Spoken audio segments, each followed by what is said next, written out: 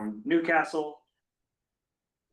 And from Damariscotta would be Daryl Frazier, our board chair, and Andrea Kushkarian, another board member. I'm Kevin Sutherland, town manager here in Newcastle. And Andy Dorr, town manager and road commissioner for Damariscotta. That's our committee.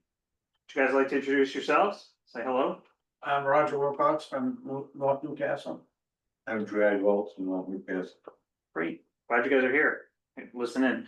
Our goal tonight in part is to kind of walk through what we're preparing as a presentation and get some feedback from the committee, ideas about how to expand on this, so that we can present them to our select boards more formally, to then get direction on maybe the public outreach part of this, and any additional external feedback we need before we, I don't know, march forward or not, after getting further direction from the boards. So without further ado, Andy and I put this together, wrapping it up today. So Just go back, follow up on the introductions, and make sure folks know Paul Brown's with us. oh, right, and yeah, He's a consultant working with us on this through an Ask grant from Lincoln County. He works for Maine Local Roads, is doing this kind of as an aside with us. He comes with a lot of experience working from small to large public works operations. Paul, want to share anything else? You just said it. It basically is, I got 40 years of experience working with public works. So in what you're doing is I'm heavily involved with operations. So whatever we do, we will work with equipment, operations, people, personnel, and march forward. Perfect. Thank you. With that, one of the things we've got to figure out, we talked briefly about it at the last meeting, was kind of that organizational structure, not just the personnel within, but as you get towards the top of that org chart, who's the supervisor reporting to?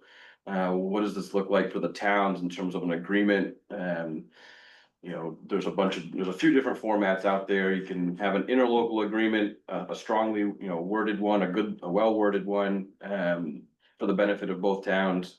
I think that was the route we were hoping to take. Another option to do would be similar to what the transfer station in Nobleboro, between Jefferson and Nobleboro, they have a council of governments they formed, which is a whole nother separate board and kind of legal entity technically. It's a whole different set of books and its own structure. They have a couple of folks from, I believe, each board that are appointed to the that board that oversee the operation, and then the staff and supervisor report directly to that shared board. So we had talked a little bit about it, but lean more towards interlocal, where just we don't have it there. It was in there further somewhere. down. Let's go there real quick and go back. Where the two boards would kind of work together, the two managers would work under the direction of the two boards, and then the road commissioner would execute, based on the shared vision of the managers. And then from there, it's a typical org chart where you've got the supervisor, the road commissioner, and underneath them a foreman, and all the laborers, drivers, operators, whatever the titles end up being for those folks. But we thought we were gaining at least the perception that was the preferred, certainly from our perspective, the preferred of the kind of the two formats you could go. I didn't know if that's what, I guess, checkpoint, make sure that's okay with folks. This is kind of Kevin outlined what would go in the interlocal agreement, specifying the duration of the contract or the agreement between the towns, again, the org's composition and whatever powers that might be delegated, the methods of termination of a contract, how do we finance the undertaking and establishment and management of a budget, and then any other improper matters. Whether there's a single administrator or a joint board that oversees this agreement and the work that needs to be done, and then identifying the manner of acquiring and disposing of real and personal property when it's used in joint cooperative undertaking. And we were looking at Mapleton, Castle Hill, and Chapman, three-town system where they share public works, they share general government operations. They've got it's been working for decades.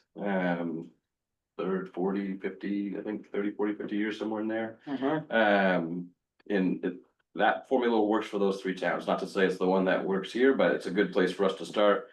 You know, and a reminder that we do share some things with the two towns already through the Shellfish Conservation Ordinance and the Harbor Management Ordinance. Both of the, I guess on the harbor side, Newcastle employs the harbor master and deputy harbor master.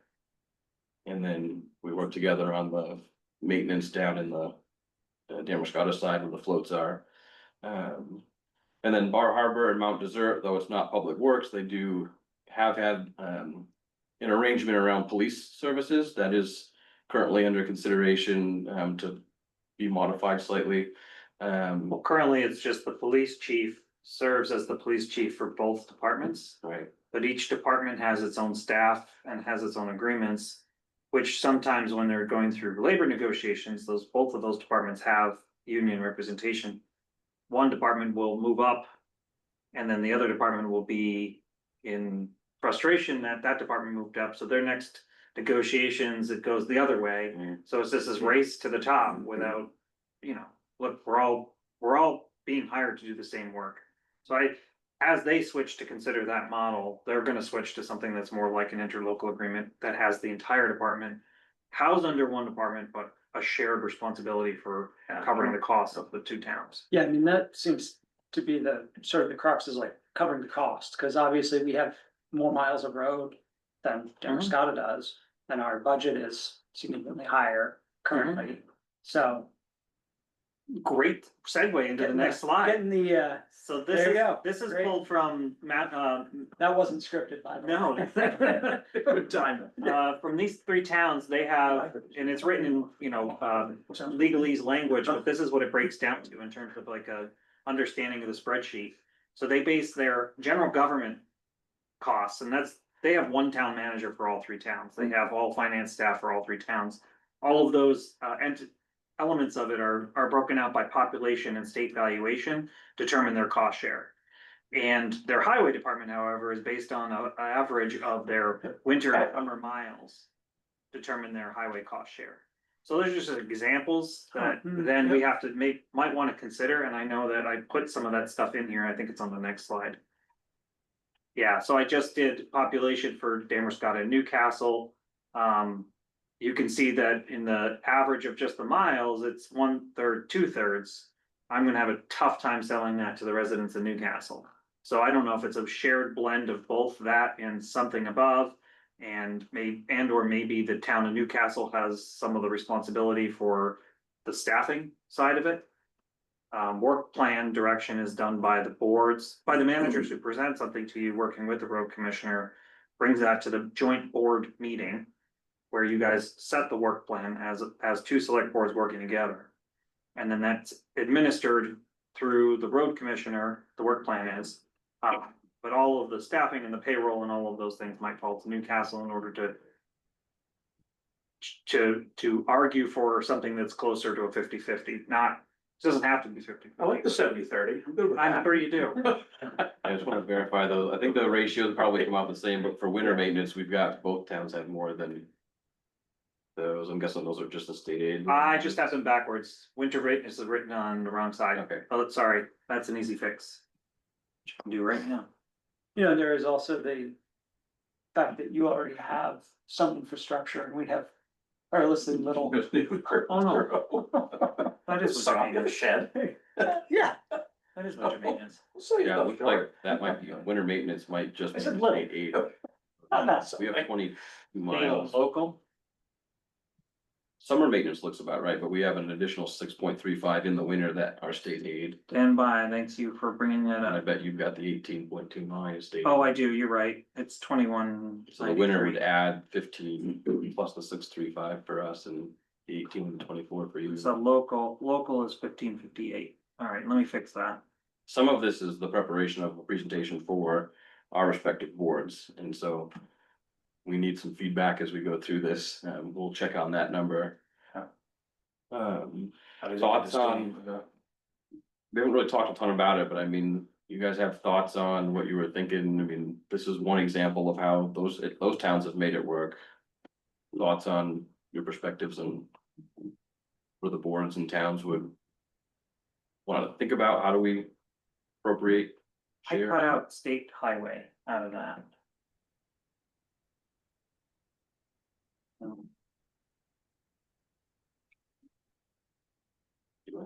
What? Can you go back to it for a second? So what I have is local would be. Local would be winter, you have both miles, so it's 21 for winter maintenance. So it's the sum of those two would be 21, cause I didn't include the state highway. Cause that's a state contract, Yeah, so so it's the sum of those is winter. And. Yeah, sorry, so The it's just summer, the sum of the those. summer is, what's Some- under there is under summer is the summer miles. mhm. It's just, you have to add those two to get the winter. Thank you, yes, Yeah, I mean, the main street for both communities coming off of Route 1 proper and up again and then Right. beyond, that's all still a separate state contract. right, 1B. 1B. Then everything else that's state aid is all our responsibilities.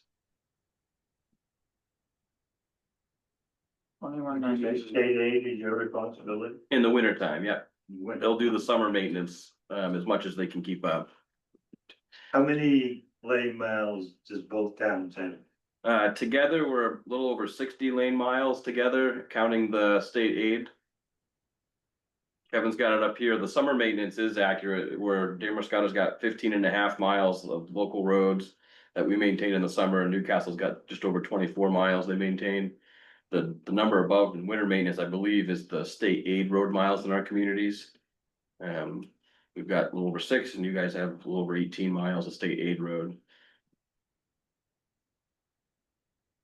Oops, that didn't, that's the bad, that's. We can fix it later. Hmm. Just flag it. Square miles, not that we're measuring, doing road work based on square miles, we can see that, the state valuations, just to compare, just. High level, population. So you're talking close to 10 people just to plow then? No, Close. a little less, What if you can plow about 12 miles? We'll get into that. and that'll be part of the discussion. Yeah. We had in a previous meeting looked at service levels as one of our first things we looked at. What is the service level we believe the communities would expect work to be done, particularly in the wintertime, using those contracts that we currently have as kind of a benchmark for whether more or less is needed, or the same level. And I know from my perspective, I think what we have in contract is pretty well close to a premium level of service as it's written on paper. And so modeled that, what would we have to staff and have for equipment to serve at that level where your roads are a contract and your downtown is a separate contract, same for Damariscotta. You're putting a different level of crew together to be able to keep Main Street a priority, just as you would, state aid roads. And then what we're modeling here is more of a lean, what you might expect from most public works departments, where it's a little more lean, and the sidewalks maybe don't take a higher priority or as high of a priority, but we get to them as we can. It might be 24 hours after the storm versus right along with it. And that's what we were kind of proposing as a starting point, before we go to the public and the numbers we've worked on so far, so we can model them any which way we want. But these are the numbers we've got. That'll be coming up in the slides, reflect kind of a lean, what we call a lean, so it had a road commissioner, a foreman, and what was it, 5 laborers and a part-time winter helper. It's in the next slide, I think. One, you were just talking about downtown, what is the percentage of, like, what is your downtown contract versus our downtown contract look like? Because They got a you, lot closer. You mean in terms of cost? yeah, Yeah, so this year we're at 180,000 for our downtown contract. Yeah, And so- 280,000 or 290,000 for the roads. so your downtown is a higher percentage of your total winter spending than ours is. Sure. Yeah. Yes. Yeah, I mean, especially to throw the parking lot in there. We Yeah, have some exactly, roads tied into it. You guys do you have Pretty Glidden tight. Pump Cross Stewart in your downtown Yeah, contract? yeah. Yes, And then the sidewalks all the way up to Academy Hill? Is that separate in the? No, the roads themselves. Yeah. Are part of our road contract. Our downtown contract is strictly the parking lots and getting rid of the snow. So, wait, the Pushing the snow, pushing the sidewalks snow, are part of the road contract? I thought they were part of the downtown. sidewalk, downtown, no, not the sidewalks. The roads themselves are all all of the roads in Newcastle are part of our Or one road contract, plowing okay. contract. Problem is then, once it's plowed, especially in downtown, when you don't want it on the sidewalks, you have to move it. So all of it is really moving the snow. The downtown contract takes care of all of the pickup of that snow, removal of that snow, our parking lot down there, Okay, and this lot too. and the sidewalks. Sidewalks, all the sidewalks. Interesting, okay. Different. A little. Yeah. Yeah, I tried to, when we did our downtown contract last, we tried to basically group everything that was part of the snow discharge permit in that contract. That makes sense. And I think we had to move one of those roads, I think, in that contract. Yeah. But otherwise, we try to just keep those grouped together, so from a calculating perspective, it was just, okay, we just know that contract's for this. And Yeah. all right. So the staffing recommendation, as we highlighted, we certainly can't go lower than this. I think there's room for conversation as to the service level we get with this, and I think one of the things with the contracts, and one of the reasons is their prices are as high as they are, in part, is the contractor owns all the contingency. When they've got workers out, when they've got equipment down, we've got to own all of that. I think Oh, yeah. the only thing I have, biggest concern I have, with this is it's lean, and when you have folks out, Which you will. you're gonna have to call in other, I think, seasonal part-time folks, or just have a prioritized road plowing system that says, okay, you have a high, medium, low, your lows are gonna take a little longer now, because we're down a truck or down a person. In the winter season, you might have luck in having 3, 4, 5 people that you can call in. Best case scenario, they're not steady work, but they're available as needed. Well, there's a lot less steady work for gravel truck drivers in winter anyhow. I mean, I know a lot of guys are, only getting 2 or 3 days a week and maybe available, you sort of put the word out ahead of time, you might be able to find some people Right, as part-time, On call, call, sort of. yeah. That's all I got to say about that, is good luck finding them, and good luck getting them in at night when you want them. Well, right, There's a right. Yeah, we wouldn't be able to, throw. Whatever perks and benefits have to come with in the private sector, we don't have the luxury of just tossing extra things at them typically, so. For the full-time folks, hopefully, the full package of employment's, such that. It's worth doing, knowing that in the summer months, you're not gonna be working 14, 16, 18-hour days. But steady work year round, hopefully meaningful work, so. Yeah, I think he's referring to those external contractors who come in and do it. Correct? What's that? Your concern was those external contractors to bring them in. Part-time people, whatever you. Yeah, like a temporary part-time employee, it's hard to. It's like, get them to, shorter hours, higher rates sometimes. Everybody says, oh yeah, I'd love plow, I'd love man. Yeah. You call them midnight, Right. you gotta get them, you got to have somebody on the other end of the phone. Yeah, Paul, you were gonna say?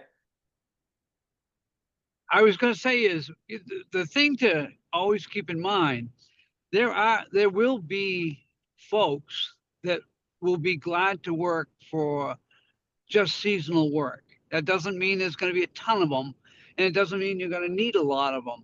But you may end up with an advertisement where you're looking for a couple of part-time guys.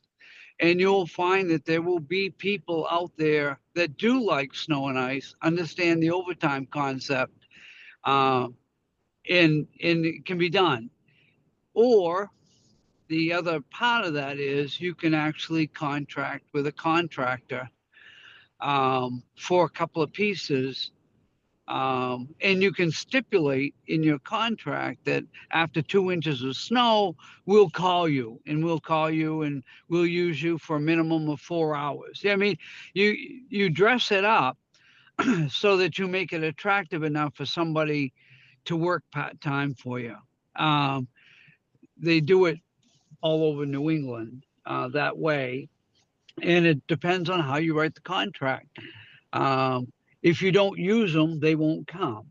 But if you use them, you may actually find yourself with a steady group of folks that might actually benefit both communities. So I just keep that in mind, that don't be negative that we can't find anybody. It all depends on how you write the package. Okay, thank you, Paul. Through this, and do you wanna? I did, actually, it was Thomas who met with me this morning to kind of review this. Cause we were trying to figure out, you know, can we get by with 7.5 people? What would the routes look like? So starting with what is our needed, salt application? This is DOT's, reference chart.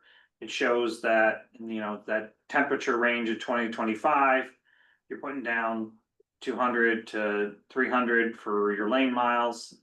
And high volume priority one is gonna often require a little more. So we did some assumptions here to get to the point of next slide.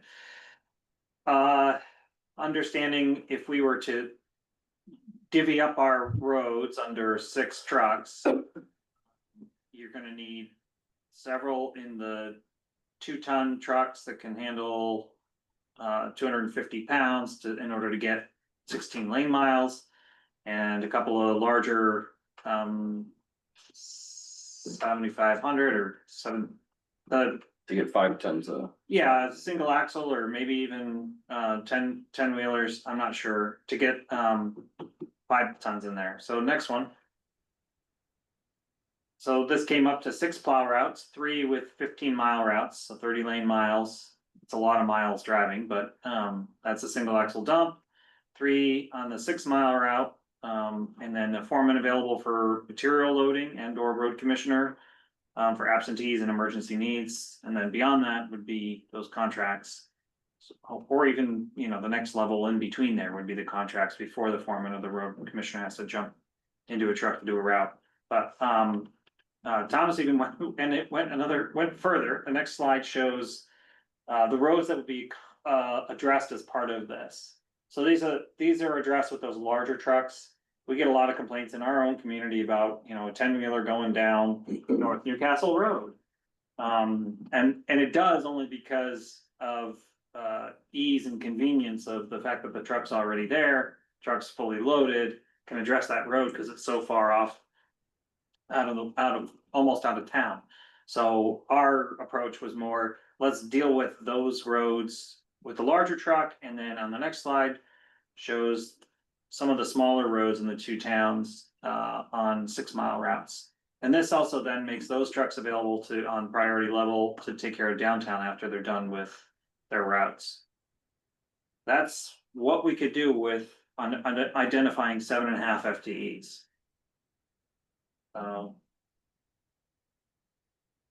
And then when they're done with these routes, they come and do downtown.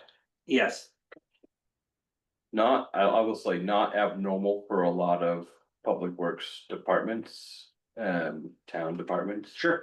I do question and wonder how that level of service would be, welcomed or received, of the Main Street community, who've been accustomed to something very different. Oh, absolutely, yeah. But all I mean, this, again, can be adjusted, it's just what do we, Yeah. what do we want, what do we wanna hit? Yeah.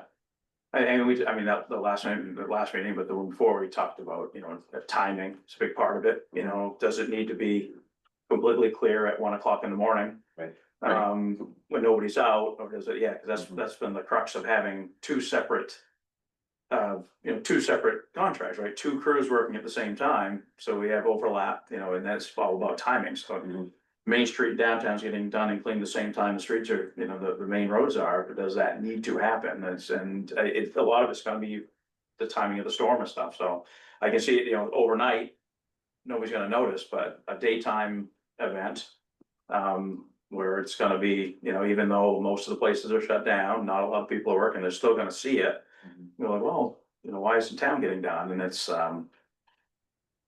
Yeah, I don't know how it's gonna be perceived. It's an adjustment. Mhm. And I'm not against it at all. I mean, I think something's gonna happen, so. Well, and it But could be, it's- it could be yeah. downtown's done before these routes are, but you know, it's. Well, gonna take- or downtown's done before these ones are. Right, And, Yeah. you know, Or- you or- keep your commuter lanes open. Yeah, we're part of it, like you're doing certain parts of it, where you're keeping things open, like I said, the sidewalks aren't completely 100%.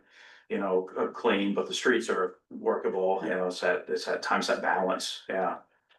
And, Yeah, it's one thing to keep, as the drivers may be able to cycle through and take a pass on a sidewalk versus clean it all up. yeah, I mean, right, it's similar concept. Yeah, You can I was keep it gonna say open. is, just remember, you're gonna have a lot more flexible department than you've ever had.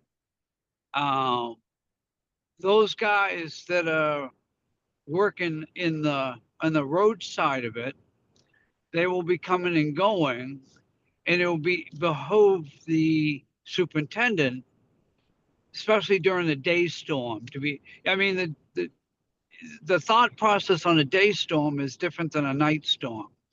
A day storm, you would likely have the superintendent slash foreman assign a couple of people every couple of hours to probably dust up the downtown, make it passable. You see what I'm saying? It's not going to be spotless. It's not going to be clean. Where there's no snow at all. But I think you'll find that the flexibility that you have with your department will be able to, as long as it's conveyed to the superintendent, that you are going to have the ability to get some of those concerns covered without just a normal part of snow and ice. So I don't mean to think that you're going to have separate operations. I think they're going to find that your crew will be able to do both. And especially if they're trained right, it shouldn't be a problem at all. yeah, and this is an exercise in trying to think about a solution. Obviously, when you have Yep.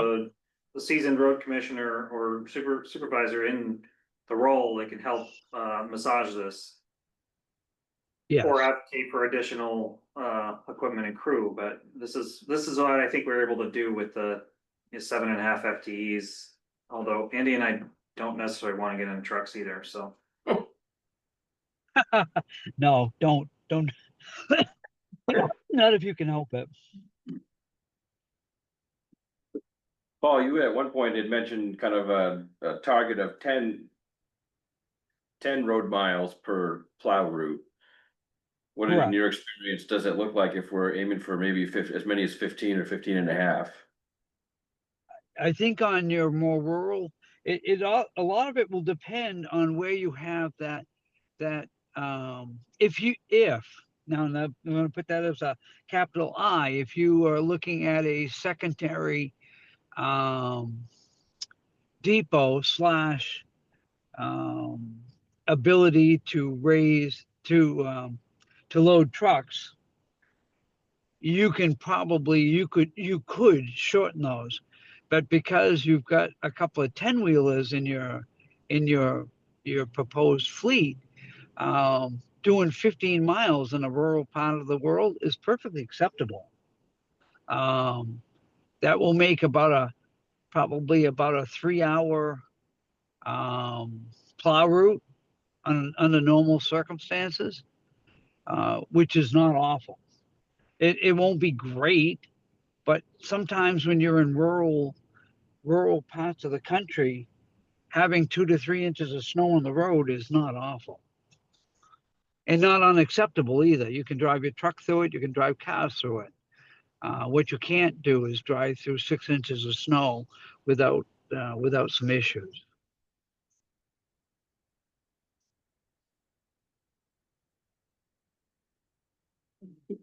Yeah, I worry about some of the state aid roads and the level of service people have become accustomed to. I don't know on this side, I know for Damariscotta, the state aid roads are pretty well treated as salt priority for quite a few years Yeah. now. Even though it wasn't specifically designated that way. It is, I believe now, expectation that now it is, the contract previously, I think we just had high and low, now we have high, medium and low, as silly as that might seem for only 21 miles, Yeah. but. This sets us up for the ability at least to say, you know, why is there 3 inches? I mean, I think we've got in our contract, we don't expect there to be more than 4 inches at any time accumulated on our roads. Just given past experience and the feedback we've got community with it, did seem to be unacceptable. Oh, yeah, well, sometimes anything on the road is, Yeah. it's unacceptable. Up but- like, Yeah, Yeah, I mean, and that's it. I mean, the perception now is that, and not, probably not just our communities, but the roads need to be cleared off before the snow hits them, you know, it's expected in all hours of the day, but the reality is, yeah, that we can keep doing that. right. And keep paying for it, but it's gonna get more expensive every year. Mhm. So, yeah, there has to be, I mean, the difference in timing makes sense, you know, with the two, splitting that workforce up and having the timing, so they're not downtown. I can see where you might have somebody, you know, we might have somebody in Damariscotta coming down, you know, doing Water Street and Cross and then those are finished up, so okay, now you're in the back parking lot for an hour, and then you come back and hit your other routes and kind of bounce back and forth a little bit, so the you know, flexibility makes sense. But it's gonna be a difference in timing, and the finished product will be different. Oh, I think we'll definitely all, you know, we're probably gonna hear about that. You more than anybody, 'cause you're right down in it. Yep, I'm gonna hear about it, believe me. I guess you all do, but there's way too many cell phones. Yeah, absolutely. Daryl, that's a day you take off.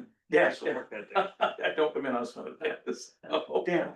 Yeah, but even, you know, we talked about earlier, like, you know, on a snow event during the week, during the day, it's dead downtown. It's the post office and us, and that's pretty much it. And, but even that being said, There's still a. there's still like, you know, why the sidewalk's not cleaned off? And I was like, well, there's nobody here. Everyone's gonna come downtown.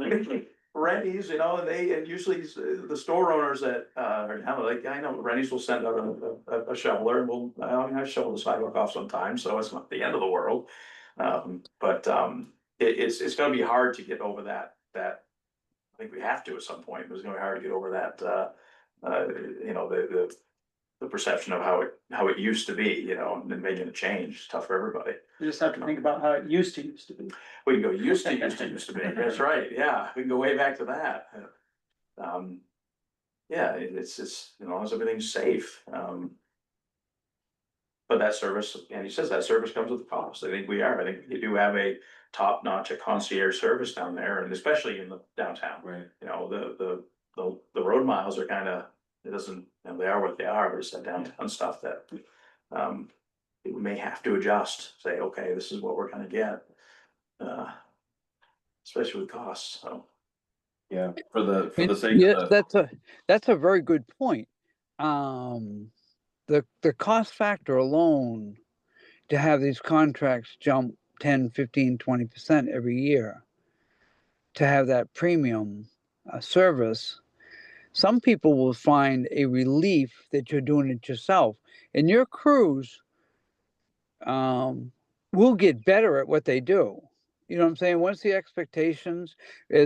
you guys establish expectations, I think you will find your department work towards those goals. They won't hit them all, but I guarantee you that they will do a fine job given the right direction. So not to put Andy and Kevin on the spot, but I think that how it's conveyed to your crew is, hey, this is important to the towns. We're going to do this and try it out. And they will get better and better at what they do with the right mix of people and equipment. So I think you're on the right track on that side. Costs will make a big difference. Maybe it might take a few years to get I mean, it does with the new contractor, right? Even if the towns are doing it, we have first year of the new contract and they did a great job, but there were hiccups and, you know, people notice, and it's just getting used to the routes and what you need to do. right. We had talked in a previous meeting, one of the goals we had in looking at this initially, $1.2 million is what our winter contracts are at a combined total of Line. right now. And so we had kind of gone into it, can we do the winter operation for that or less potentially? And we're right there at it, so in less than. It's just the overall cost when you factor in the summer and all the building, outlay cost to pay off. We'll, put that over the top from a winter budget perspective. It That's the can be later done, slide. it can be done But different. then also the increase, the perceived increase is gonna be 3% a year. Right. Right? I mean, to keep up with cost of living And, Yeah, it's after still a lot of facilities, no, and after facilities paid for, right, that's a lot. well, there's still maintenance, but But it's, not as much yeah. as the debt service. Yes, is. exactly. So you're, in the long term, you're technically in a better place, plus you now have staff available to work in the summer that you didn't have before. Right. So that's what I think we'll get into, but this That's is your just value, yeah, that's your Yeah. added value. Yeah. figuring out the flow of these slides and the best way to pitch this. So what comes with that next slide is, these are some of the equipment that will need to be necessary in order to provide winter equipment, or costs associated with winter equipment.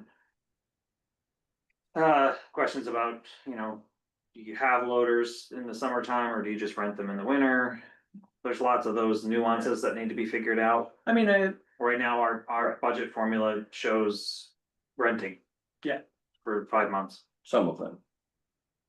I'm sorry, for the yard loaders. For the loaders. For the loaders. Yeah. Now, and some of the dump trucks are buy a couple of used ones, buy a couple of new ones, and over 5 years, develop a replacement schedule. yeah, I mean, I think you balance this with what your summer needs are and try and, Mhm. like, maybe you rent 2 loaders and you own one, so that when it comes time to stack your sand pile, you don't have to go rent a loader to do it, that sort of thing, just to have, or to move Jersey barriers around for road projects, but obviously, yeah, you don't have to own all of it. Take the floats out of the water. Yeah. We got a whacker, we can do Yeah. it.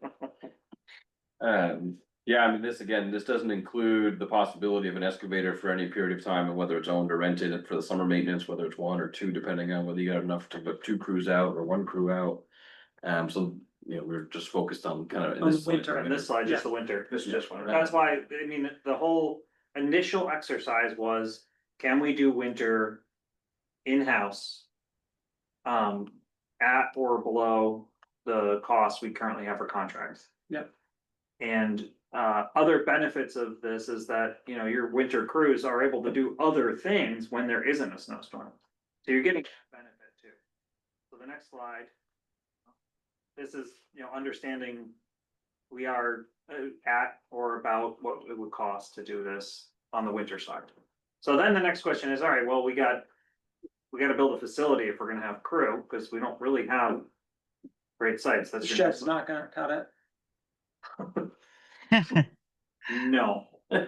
Right. Nice waterfront property there,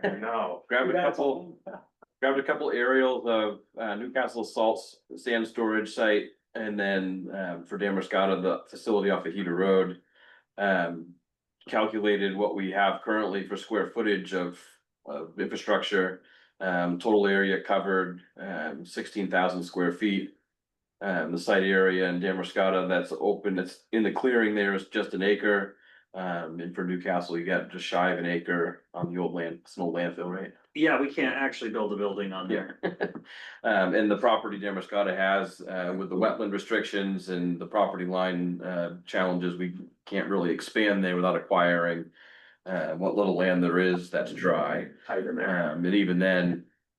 It may not be enough depending on where the wetland delineation falls. Your garage office still doesn't have a bathroom? It is still, it is still slowly being built. Did you have to, rub that in? I'm arguing for something new, that's all. That site on Heater Road, likely is best suited for some sort of, if it needs to be like an auxiliary storage site. Right. The garage and such there, once the bathroom's included, would be suitable for storing some small equipment in. But it's condition of everything that's there, that dome style sand building we need to replace that within 3 to 4 years anyway. One of those Yeah. pre-engineered, pre-stamped DOT designs that the structure relies on every member to be, in operation together, and if any one of those fails, it's possible it could all come down. You mean when too much salt or sand is piled on them? Potentially, that's one Yeah. challenge, and so that design is one the insurance companies don't like. They had us do a structural assessment, so that's on our radar already. This town's already started putting money inside in the reserve. Kind of waiting to get through this process before we kind of get close to pulling the trigger on it. It's pretty straightforward. You just need to know how much material you want to store in there and make it fit on the property. Looking at, we didn't hire a company to do the space and building analysis, but looked at a couple other documents that were out there. I just grabbed a screenshot of a facility that was similar in size. Hard to see there, but, and Paul, we know we talked about this briefly, but a garage and office building of about 10,000 square feet, sand salt storage in total of about 10,000 square feet. A storage building for just some other implements or equipment, signs, road signs, that kind of stuff for 2,500 square feet.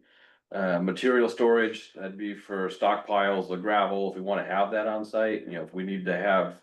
We just ran into the challenge of, we've been ditching and shouldering, and we need a place to take the material, because we can't really dump more on the site, so we need to think about, do we wanna have a yard and property big enough to accumulate material? Someday it could be screened and maybe reutilized, if it's got good screenable material. Or it there. could, at least could make your wetland. Yeah. Push your, Go push your way out. So just on like a site, Careful, this is recorded. Obviously, that was a joke. thinking about an acreage and a site that you might be looking at for a potential home for that, I'd estimate 65,000 square feet would be certainly more than enough to be able to move equipment around and have multiple stockpiles and waste piles, hopefully with plenty of time. And then just on a site, having room to move around the facility and accounting for, it's like in a building, you have to account for hallways, you have to account for common space to move around, so about 12,000 square feet on the site for just being able to maneuver. For a total square foot need of just under 100,000 square feet, or a little over 2 acres.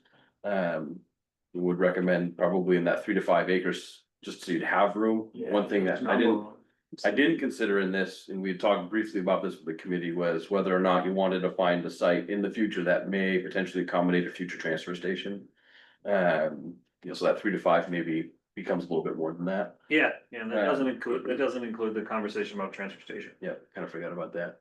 That's not a decision that we're squarely doing, but if you're looking at a site and you have the option to get a Yeah. 10 acre piece versus the bare minimum, you do consider something slightly larger. I would lean towards the 5 side than the 3.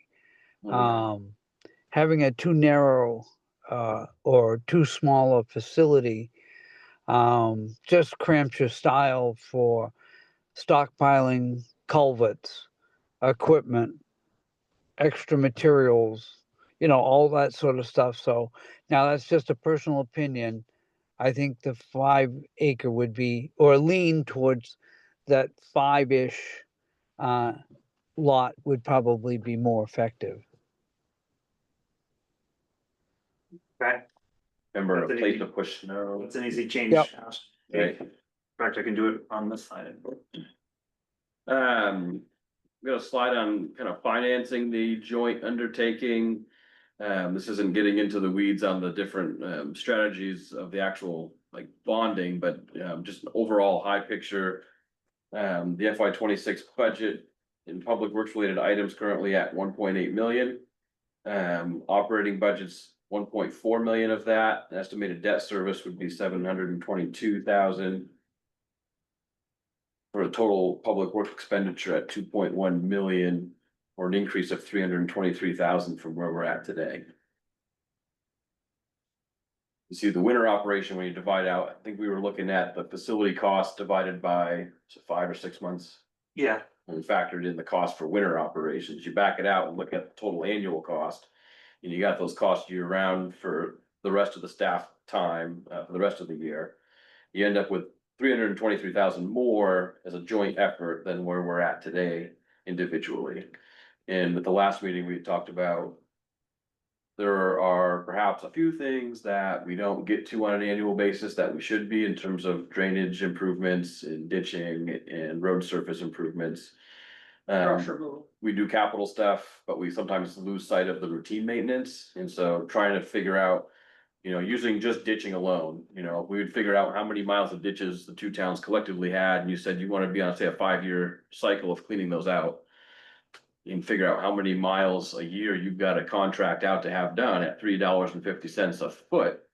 Where would that put us? And we were somewhere in the ballpark with our estimates of ditch miles, somewhere in the ballpark of, we'd have 100 grand, 117,000, I think. Let me pull it up.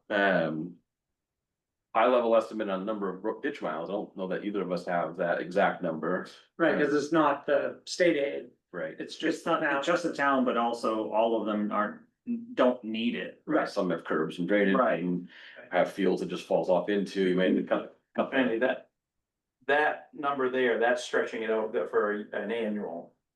The debt service, yeah. The debt service and That's just annual, that's not, capital needs. right, just annual And operating. operating, I just changed that budget. We're expanding beyond, you got the winter and what we're pulling Yeah, out, so you look at, I think a slide about our assumptions about the total costs of would be helpful here, just for the debt service stuff.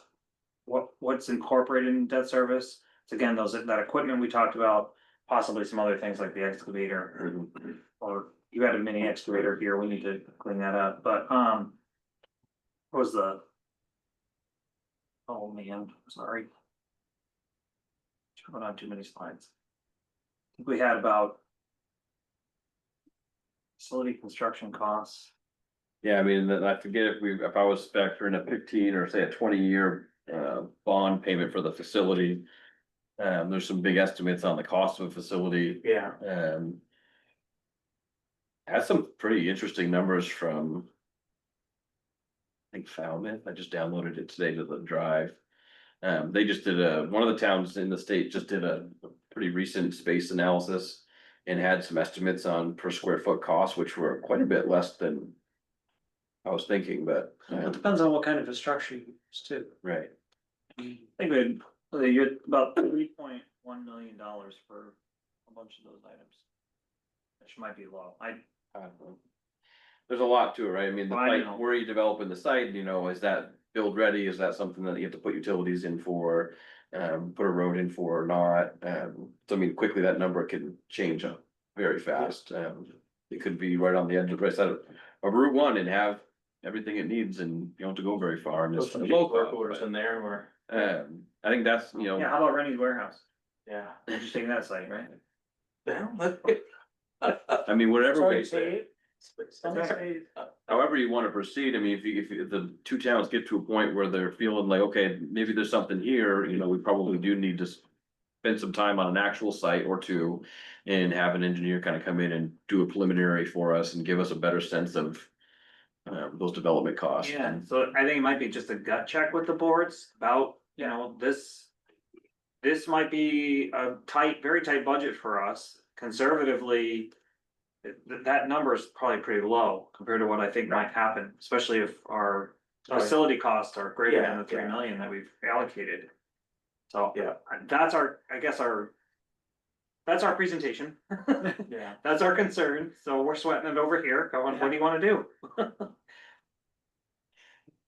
Yeah, I think, I wasn't going in expecting to see like, hey, we're gonna save, it's $1 million less than what we were doing. I think it was gonna play out. Either the same or maybe more initially, what I'd like, what would be interested to see where if we're looking at an increase of, annually of. What's the offset for stuff that we're currently paying to have done, right? And that's part of that, adding that value in for the summer work, it's like, okay, what are we having What's the done value add? for culverts? Are we paying out of pocket for another, between the two towns, another $400,000 worth of stuff that we can do in-house now to Over make the that. course of Yeah. the life of that 15-year bond, how much would our contracted services cost? Right, this is gonna be, like we said, a 3% annual increase in labor and fuel or materials, but If it stays at 3%. if it stays at 3%. Yeah. Last few years aren't a good litmus. No, I know, I'm just 3%, Yeah. but, you know, if we're contracting it out, is it gonna be a 15% increase? Is it gonna be 10%? Is it gonna be 20%?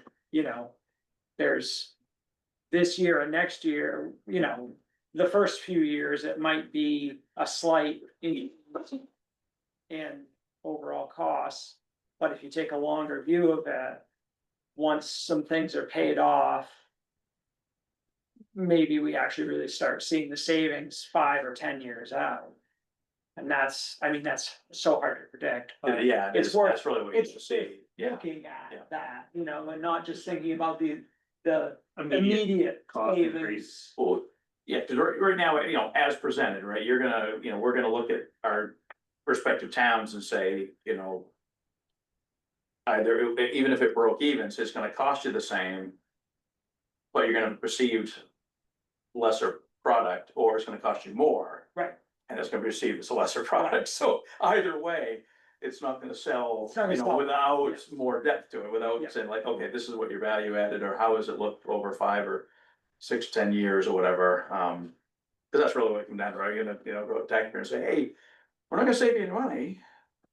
But don't worry, you're gonna have, the sidewalks won't get cleaned. You're gonna get less than you have now for more money, like, oh, okay. So I see the slides on that sort of a 20-year cost outlook. Yeah. Where does it start to see either a drop or some savings compared to keeping on with contractors? And I see a slide on what are the benefits of the increase, the additional benefits. So I Yeah. now have crews Yeah. in the winter time who can cut tree limbs and try to help keep the roads, Yeah, even ditching if it's not super cold, right? Right. well, that was the idea of this exercise too, right, building out the winter stuff first, and then, okay, you kind of get that hashed out. We know kind of what it's running, and I was like, all right, what are Yeah, those? so I'm gonna where does that focus value on come in? winter additional benefits and then overall additional benefits. Yeah. And I think when we're adding a substantial amount of summer maintenance Yeah. than what we're spending currently.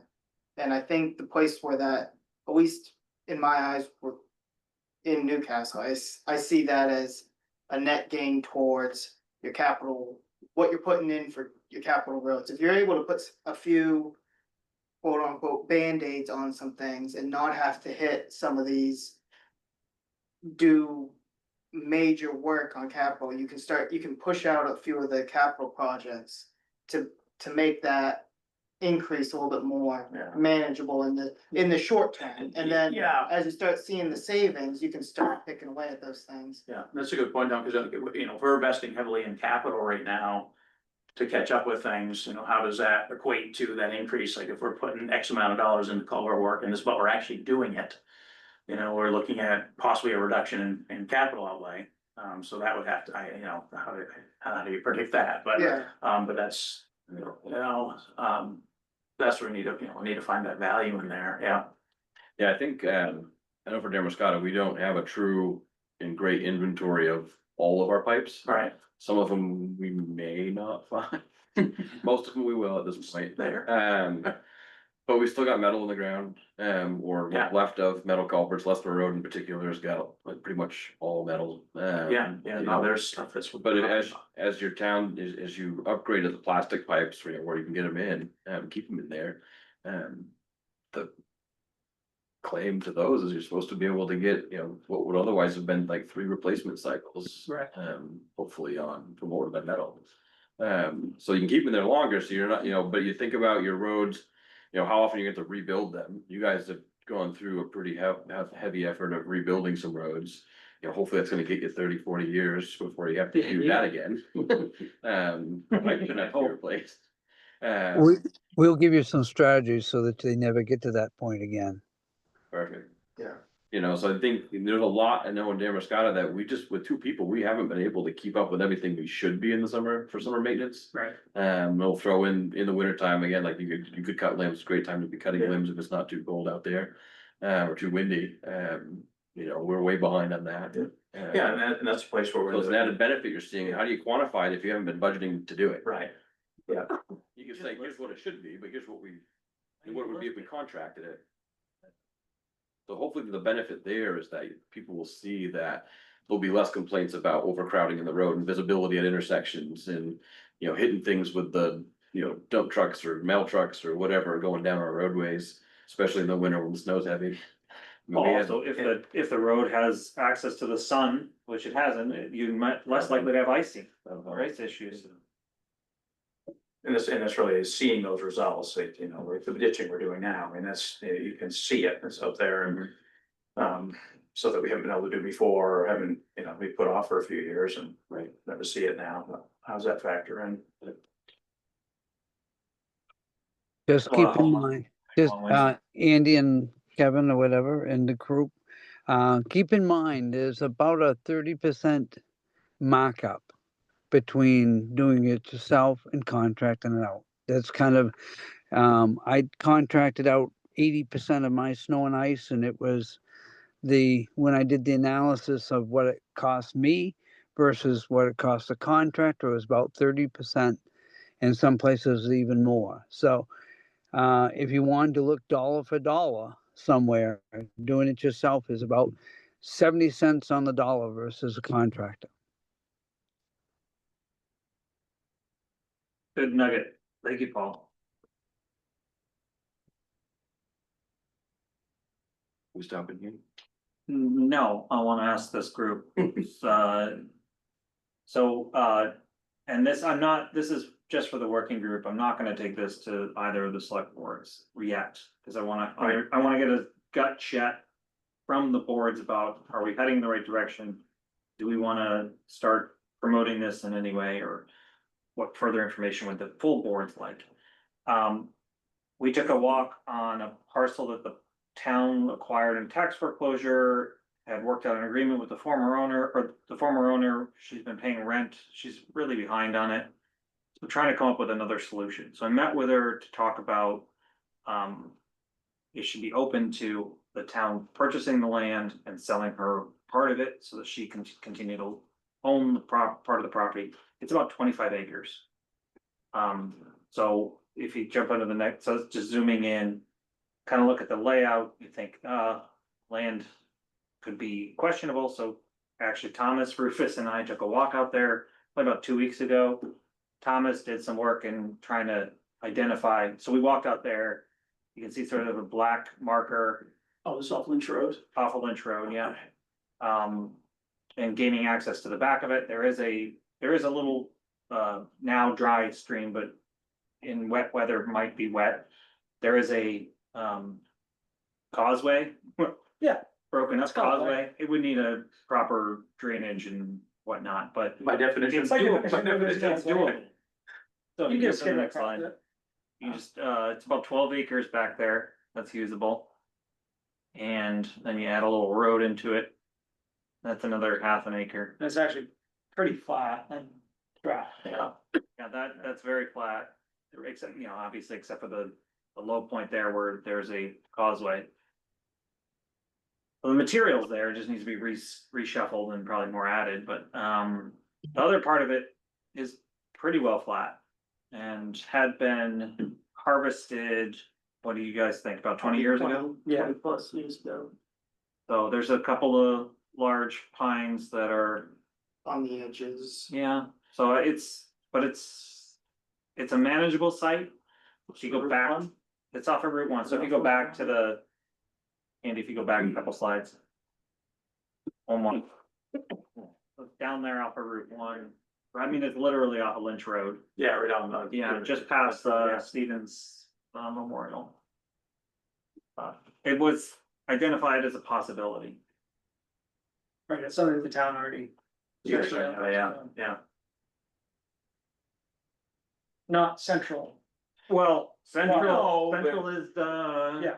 downtown. Yeah, but you've got your, Route 1's right there, so Yeah. it's like, it's not that far. Well, and if, if there were a pile maintained on Peter Road near Scott, Yeah. then that starts to Yeah, work out a little bit better, I'm potentially. sure the residents on Heater Road would like a reduction in truck traffic too, that's.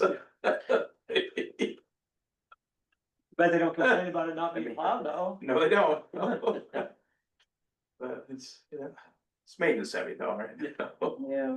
I think our operations dwarf in comparison to the regular residential traffic and truck traffic in and out from the logging up. Yeah, when they do. At least for the last few years. Yeah, when Chester cuts it, it's a Yeah. little different, yeah. That's the only, you know, we're not really to the point of, site redevelopment. It's more that gut check of, are we interested in asking the towns to, you know, bond more money to do public works facility? Yeah.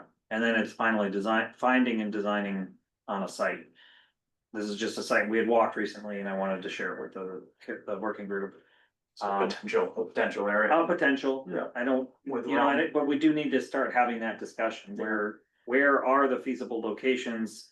What make the most sense, trying to acquire in terms of, you know, material, site and then distribution of that material during a storm event or weather events.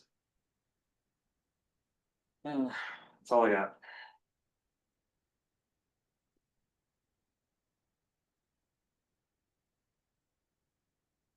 Yeah. Okay. How close or far off do you feel we are before, you feel you're ready to have the presentation? We were aiming for this month, I believe, to the boards. For a board, Wednesday for you, Right. or next one, the following day. I'll do mine first if you want. We can get some. You know, like we were talking about before, the perceived value of having public works available to do this, that, and the other. beyond the winter. Beyond the winter, you know, How that if we comes can, into if play. we can flesh that out a little bit. Yeah, Yeah, I think that's an important part of it, and, you know, the sort of the more we can add to that, the better it will present. and the other thing, yeah, costing wise, I mean, it's really, that's, a lot of it's gonna come down to, yeah, what's it cost? I mean, we talked about, you know, I think we're pretty tight on the numbers there, so with contingencies, even looking at having contract, you know, if you're down a guy or down a truck and you have to contract with somebody, there's cost in, what are those costs? And then you get to the point where like, well, why do we have our own department if you're contracting Contract, yeah, a temporary to come in? We get all those questions, so there's gonna be cost to those contracts, 'cause you're not gonna get somebody for nothing to do it. Right. So what are those contingency plans have to come into play? How much do those possibly be? Well, honestly, that's where I struggle because we're not meeting them now. And so it's like, I can tell you best practice, here's how many miles of road we should ditch every year. Yeah, But well, I'm just we're- like even winter alone with like, you know, you're down, we talked about if you're down a guy or down and having, like Paul suggested, there's a lot of towns that have, you know, you have a private contractor comes in, but what's that cost, you know? You gotta have a number, Yeah. there to say that's a possibility. Where does that come into the operating? Oh, budget? to be able to comply. Right, how I does don't that, think we- because right now we're just. I don't have that contingency. I don't think we budgeted for that. Right, that's what I mean, right now we just have budgeted for the crew. Right. But if that's a contingency, an actual contingency for a part-time temporary help or, you know, somebody to cover, I mean. There's a premium cost for that, for on-call plowing, somebody said, yeah, we'll do it for you, but it's gonna cost. Right. Yeah, cause they're gonna have to put off other stuff that they're doing to come do it, so, they're out there, but it's a. I don't know what that, would it be a $20,000 contingency for the winter? I don't know what that number would be, but, there's definitely contingency there, So this is where I was attempting to try and figure out if you contracted out the kind of best management practice, if you will, of your summer maintenance stuff. oh, yeah, And, you know, again, looking at ditching, you got 40 road miles. I assume 60% of those had ditching or shoulders to dress and Fair assumption. deal with. And that give you, 50,000, on a 5-year cycle of cleaning them out, that'd give you 50,000 feet a year. At $350 or $3.50 a foot.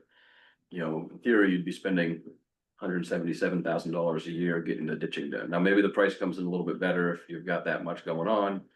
But I've seen anywhere from $3 to $7 a foot, depending on how much you're doing.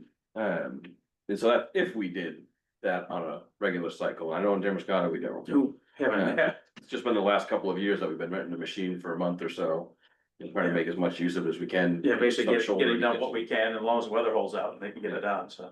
And it's not to say, we weren't trying to create ditches, we're just trying to reclaim Yeah. the shape that should be there. Well, You start digging new ditching, more of a capital thing, and it's gonna take a little bit longer, obviously, to go through. The 350 foot might change.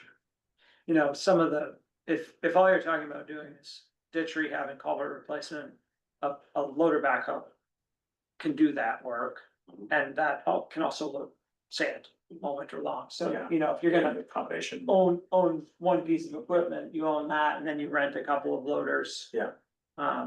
And the occasional excavator when it's required, but I do like the versatility of the backhoe, and you work in the equipment, I don't, I just know from. If you're gonna commit to doing a lot of ditching. Yeah. Your ability to move along is severely oh yeah, limited. no, Nothing, Every well. 15 feet you're resetting. I will never own a backhoe again. Yeah. Load the truck It- becomes it's a lot harder. Nothing well. No, Nothing just enough. Right, it's like you can do all of it, but, and if you're gonna do that much, I think that's the point, I think it's like. Yeah. When you get to the point where you're gonna do enough that the efficiency gained by having the excavator is worth the investment, the backhoe is great And because you could come downtown and plow downtown with it. You could take a culvert out if you needed to, or break And you through and can move, like, On it is its own. so nice, you don't trailer it. Yeah. There's a lot of reasons why it works well, and maybe you still have something like that. And maybe it is a rental of an excavator for a few months a year instead, all Well, you those just- details of things we still gotta kinda. Yeah. And that's the thing, we need to not get lost in the details of like, well, what piece of equipment is best for this, and can it work for that? And it's more, we need a broader Yeah, pattern. you, Broader brush just a right ballpark, yeah. Yeah, whether it's the excavator or a back, either way, you're talking Right. similar. You still have some pretty good numbers there to do with, yeah. $100,000 price wise. piece of Culvert replacements, I was guessing that there's 250 culverts is probably low, but if there were.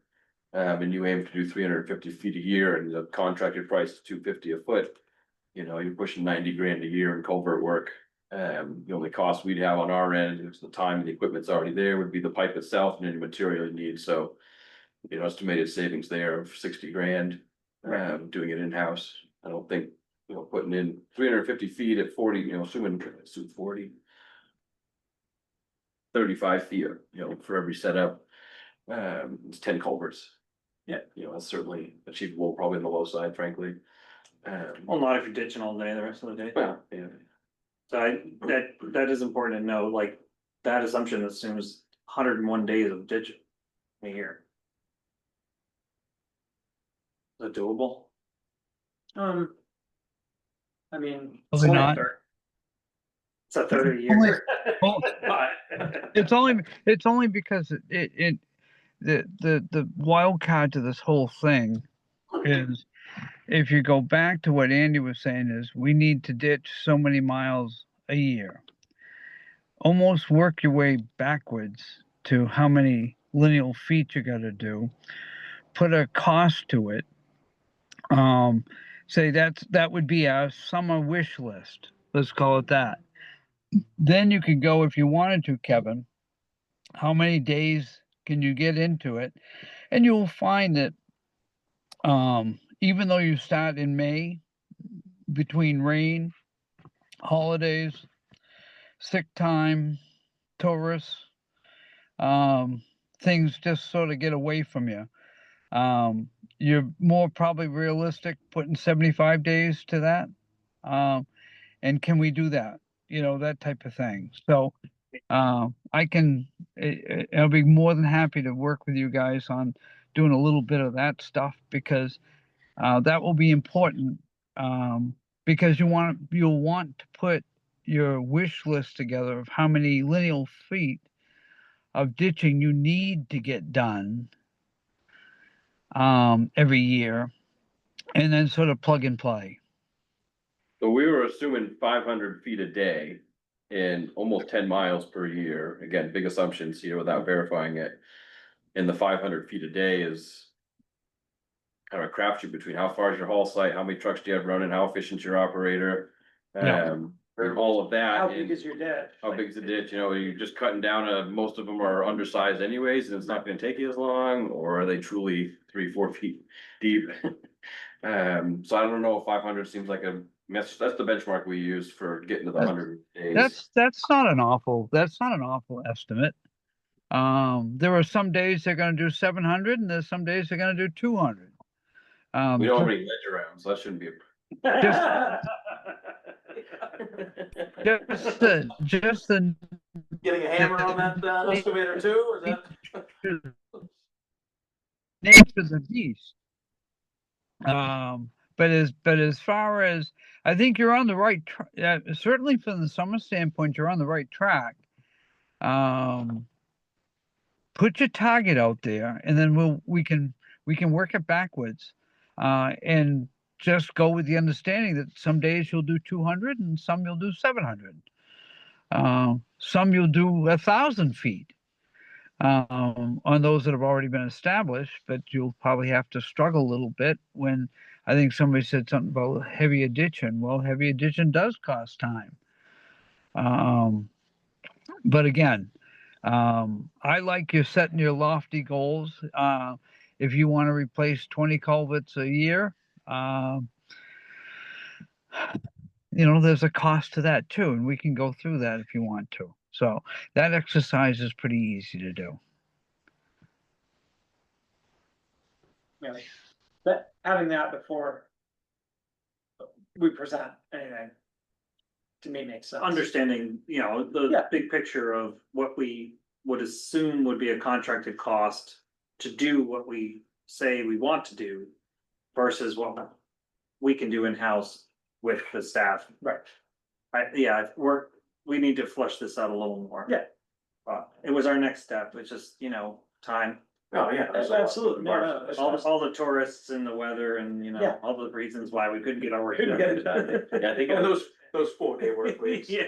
to your point Yeah, right. earlier, Daryl, like in the wintertime, it might, on paper here, as we've been talking about it, it might come off out of the gate.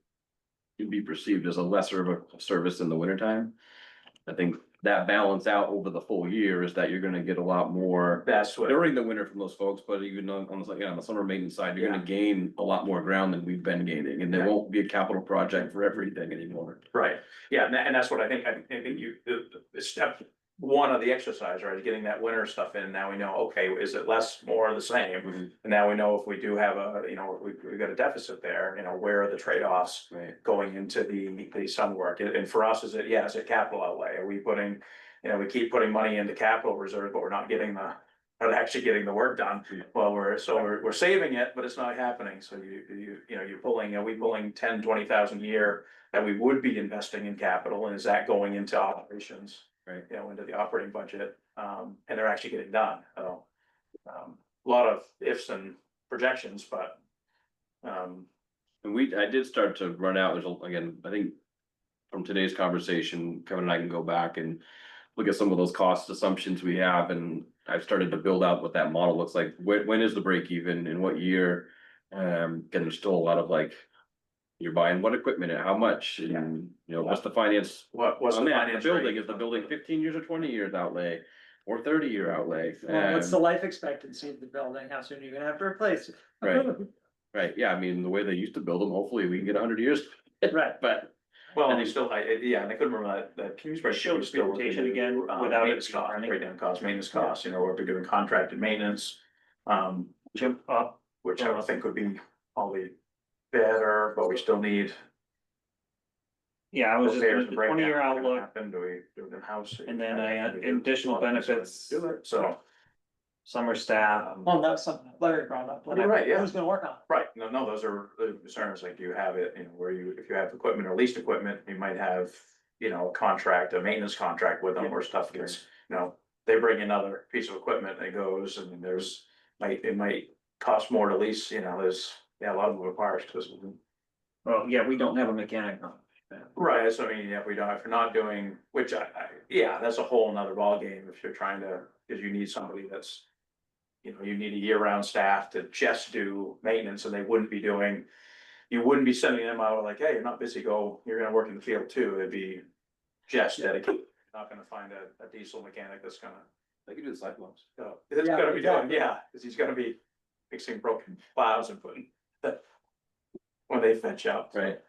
Yeah, There's a difference between being mechanically inclined and getting ourselves through a storm, and then there's the difference between like, yeah, we'll break this truck down and put everything back together, and that's not, yeah, most departments. no, Towns our size don't do but that. you need to be able to, react to a busted cutting edge or so. Let's take the wing off, cause they just folded it, and at least get it Right, off here. and keep something the- happened right now at 3 o'clock in the morning Right, and the right. truck's stuck. Yeah, no, those are all contingencies that they'll have costs, right? Okay. Any other things jumping out that we need to hone in on before we're ready to come to the board? And that's just another preliminary step before we start having a couple of public, Right, yeah. shared workshop kind of things. Still kind of getting through the drafts of what the pitch is. Yeah, the more answers, at least the more information, the more answers you can get out of these workshops, the better. There's still gonna be questions that are gonna arise, but I welcome those questions, cause it helps us see our blind spots as we Yeah. try to develop this. yeah. I wanna do it absolutely. right, I wanna be able to present something in December and say, we've answered the questions, this is what we think is. Truly think that after honing in on these numbers, this is what it's gonna look Yeah, like. having those brought up, yeah. Yeah, I mean, we talk about that slide with the little visual of a building. Can we find savings by having more of that, a bunch of it in pole barns, you end up with an Well, office building, a right. bunch of pole barns. There's so many different ways to build that, depending on what its use is, if you're just storing equipment in there. It's, shipping containers and trusses work great, and it's quick and cheap. Mhm. You're not gonna wanna put your office in there, not gonna wanna put plumbing in it, I've but seen those container homes. I know, well, I mean, that's what I'm saying is like, Even, a cost per square foot Right. is different based on the use of the structure, Mhm. Yeah. That was a question I had and goes to some of this needs assessment. I mean, a lot of new facilities seem to lean towards putting all the equipment in heated finished space.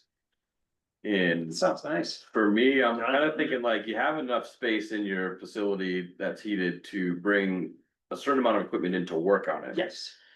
But otherwise, unless you wanted to hose and clean them down after every storm before you park them, in my opinion, you're just asking for trouble on the corrosion and whatever. And so would you rather have them stored just under a pole barn, under a roof, where you can plug them in if they're diesel and have that trickle charge on there? Right. Or go the route of having them, everything in a finished heated space? Cause that'll dramatically change. No, Andy, I will second your thought. There's lots of good research out there that equipment is way better off being outside in a pole barn than it is to be inside with the heat. Where I see the most effective garages are equipment that needs to be repaired should be inside undercover in a barn. Regular running operating equipment can be certainly outside,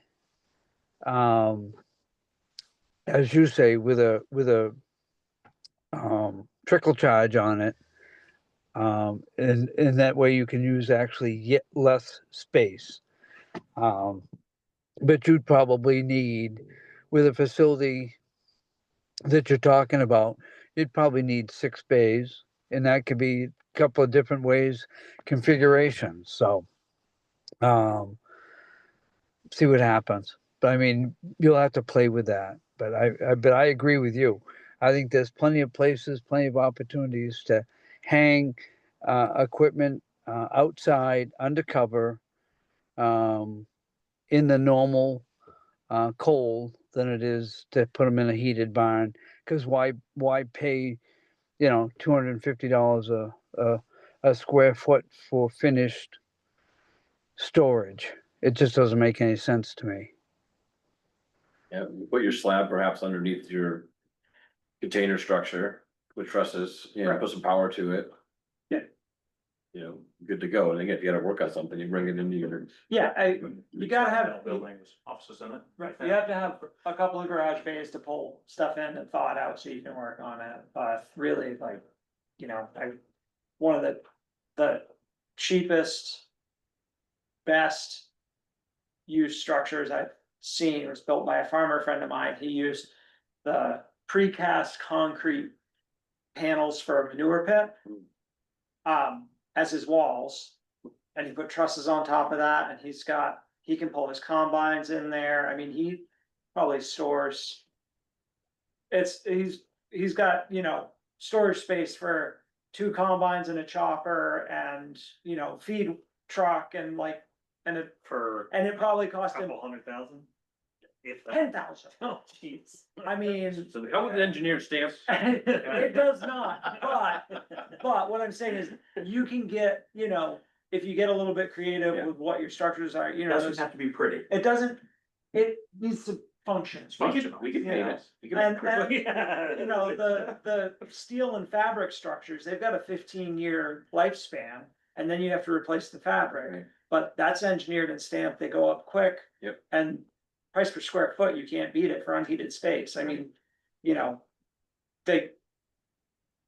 What was the one we did? It was a 30 by 60 and it was like 80 man hours. Oh, wow. So I mean, 20 grand for the structure, and they had to put the foundation, whatever you put it on. Concrete waste blocks, I think it took us a week to do the gravel pad and concrete waste block foundation, and I think it took 80 man hours to put the thing up.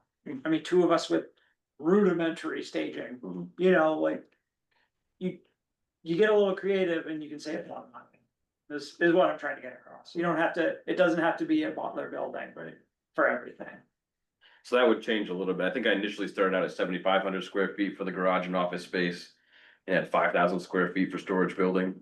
Yeah, Again, all your road signs, all your seasonal stuff can be just under covered. yeah, shipping container, 40-foot shipping container, $3,000. It's secured, locked away, yeah.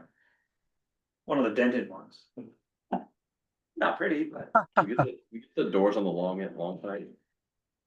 Oh, now you're talking like $6,000. Yeah, I know. You know that, right? But if you're under a 25 by 40 structure, it'd be nice in some ways to be able to enter. Now you do lose a lot of wall space by having Yeah. those doors, but I was looking at it for us and having one on the ends, we have one now, high cube, and have the other one be along the long side. Yeah. Yeah. And then you have the option of entering it more like a workshop type space. Yes. And You guys are talking like big kid Legos or Right. Tetris now, so. we are getting way into the weeds. Yes. but there's Alright. a lot of options.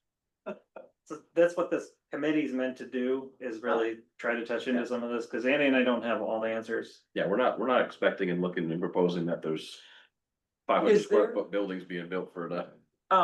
Maybe this is a good question for Paul. Is there a study done on sand storage structures and the most effective use of, of space, cost per square foot for sand storage? I mean, somebody's got Yeah. to, right? Yeah, matter of fact, it's should be on the shared site. But the most cost effective is, you mentioned it earlier, is a fabric shed on top of those Lego blocks.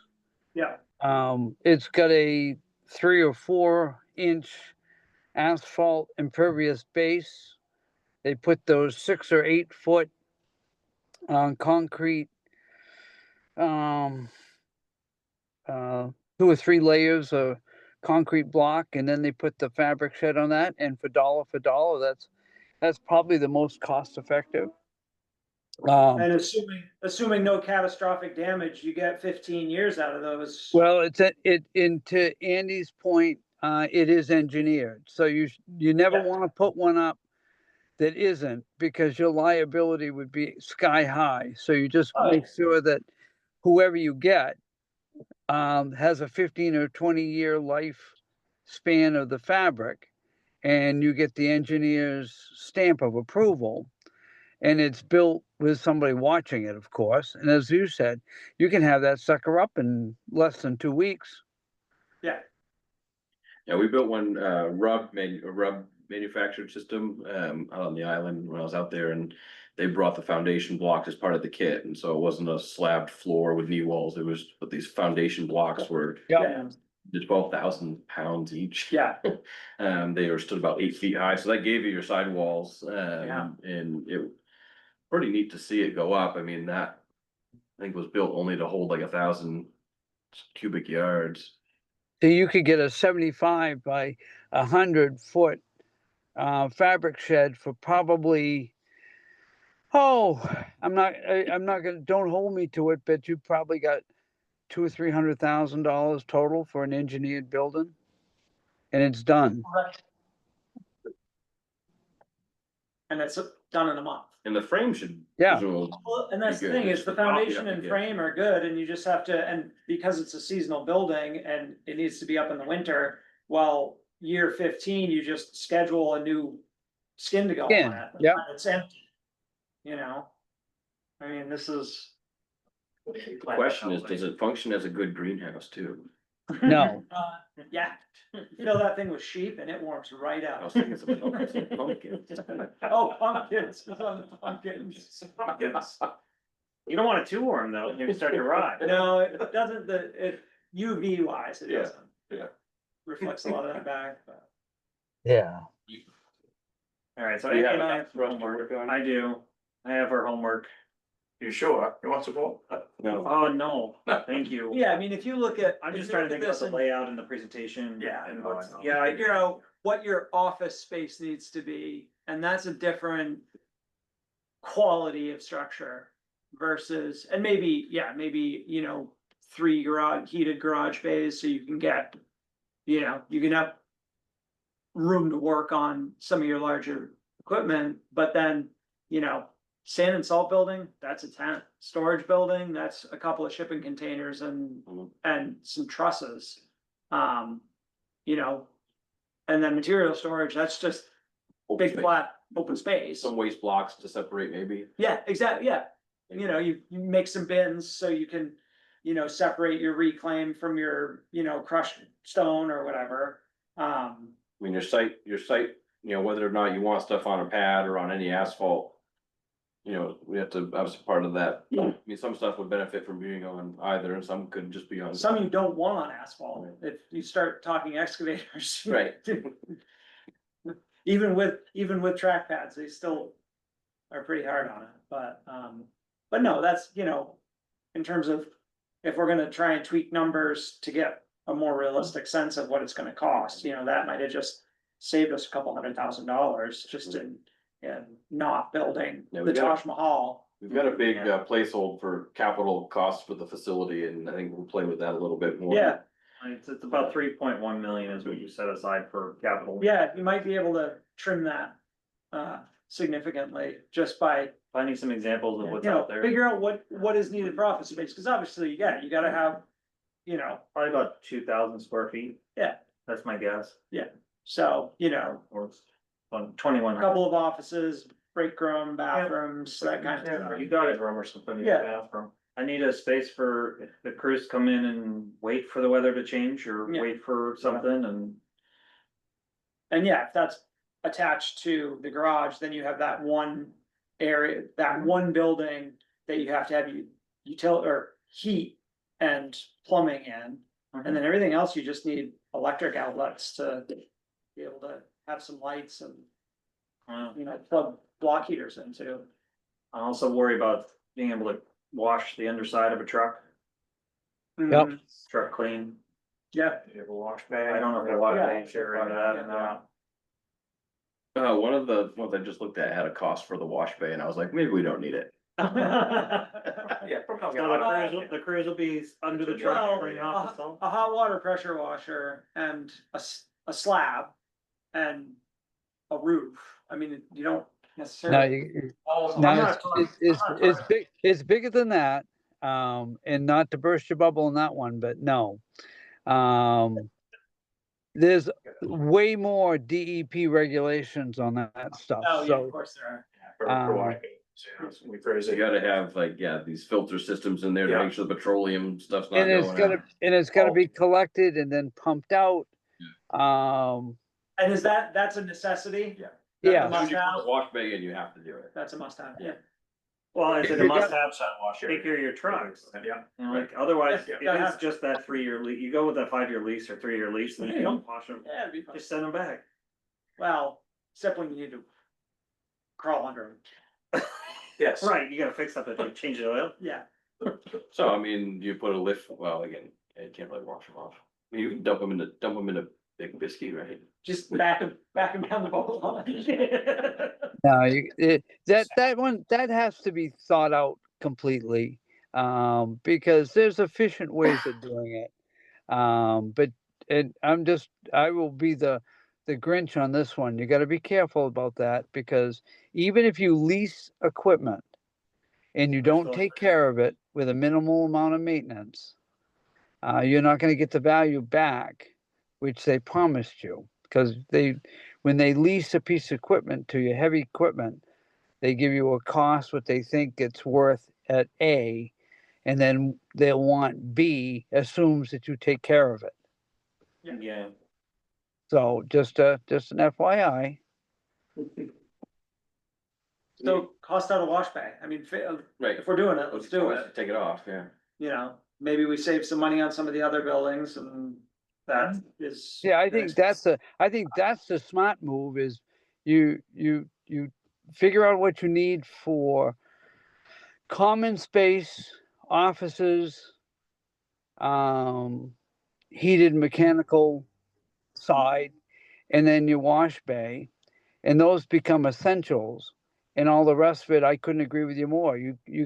We used to put our tires in a container. We used to put our signs in a container. Your parts room, the important parts are inside in the heat. Your non-essential parts are in a container. So you could put a series of containers with lights in them and keep that stuff under control, locked. Thank you very much. And it's a lot less expensive. Yeah. Any other burning questions and such before? Gentleman in the Okay. back, you have anything? I'm all for this. I'd like to see this work and, you know, Gerard was the regional for DOT, he was the regional manager for this very area. And I've got over 20 years and I wanted to make some comments, but I know, you know, you're not ready for that yet, so.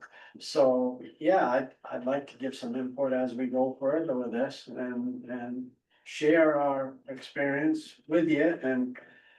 I mean, I'm in love with this idea, really. I think one thing I think I'd like to see is to promote the year-round use that all the other things that these guys can do, not just plow snow. Which plow snow is a big component, but the overall, you've got this crew the rest of the year. When that phone rings and says, hey, my culvert's plugged, or there's a tree, you know, down, or, you know, you got some people that can respond to those kind of things, and for which we don't really have, I mean, I guess we can call Higgins and they have a contract, but, I mean, so you'd already have these people, right? It's still, yeah, the contract is still. Only as good as where we fall on the priority list that day. So there is a benefit to us Sure. having our own crews to say, this issue came up, go deal with it now. Yeah. You know, And all the other things that come up, you know, like something at the town office, they needed something at doors, or, you know, who knows, but, you know. These guys, most of these guys that work in these crews, they're pretty, for the most part, I mean, they're pretty mechanical, a lot of them. And they're carpenters or electricians or, you know, they dabble in that, and so they're multi-talented guys usually that work on highway crews. And most of them that I've been around, you know, so you have that potential that you can count, on, you know, and like ditching, that, you know, I really think you could start ditching in April on a lot of years, and certainly in May, and you can still be ditching now, and here it is, you know, almost October. Don't say that. It's early September, come on. And, you know, so I think it's a win-win, I really do, for the whole year round, not just snowball. yeah. So we touched on culvert specifically and ditching as two of the primary goals. Are there other ones you can think of right now that we should be including as sort of those additional benefits? Tree trimming. Tree trimming is a Yeah, winter time trimming. one. Yeah. What else can I have these? I mean, I think we quotes? have talked about mowing, but, Yeah, no, but that's a very, hour heavy, a lot of man hours involved in that. for so. side mowing. What do you, I don't know if I have your length, we. We paid $75, about $75 a mile this year For roadside for mowing, roadside mowing, and so if there were 40 road miles in total, and estimated at 56 miles that need to be cut. And look at all the stuff downtown and stuff that just maybe doesn't need it. Yeah. So that number can change, but if there were 56 miles being cut at 75, I mean, it's $4,200. yeah, Sure, you could buy a cycle bar, sure, you might throw down one of your yeah, machines, we're not gonna save a lot of but money, it's like, yeah, Tie up. probably what's, not right. what's Tie up nice is it's employee. not just once a year. You could run someone out Yeah. maybe twice or maybe 3 times a year if it was needed. Right now, we could probably send it out again. Right. But we budget just once a year. I don't know if you guys just do it once a year here. We try to do it twice a year, but, our person has been in the hospital, so. So And he's a maybe- subcontractor. It's one of those like, is an extra benefit of having it more than once a year worth just bringing it in-house. But Right. at that point, now you're talking 12 grand a year. Yeah. To your point too, you mentioned it's a response time as well, right? So if you're looking from a different points of view or tactical point of view, like when something happens, potholes are a great one, right? Why isn't that pothole filled or whatever, but. Or knotweeds growing out Or- to where you can't see around the Yeah, corner. yeah, Yes, and that's where you actually see the results of that. Stuff is actually getting done Absolutely. in a reasonable amount of time. Right. Yeah, so, that's important. The only thing I got to say is I think you're awful low when you manpower. That comes with this expectation of service, right? Yeah, well, that's what, yeah, you're right, they've set it out at like a bare bones, so I think in practice, that's gonna be something where those contingencies come in like.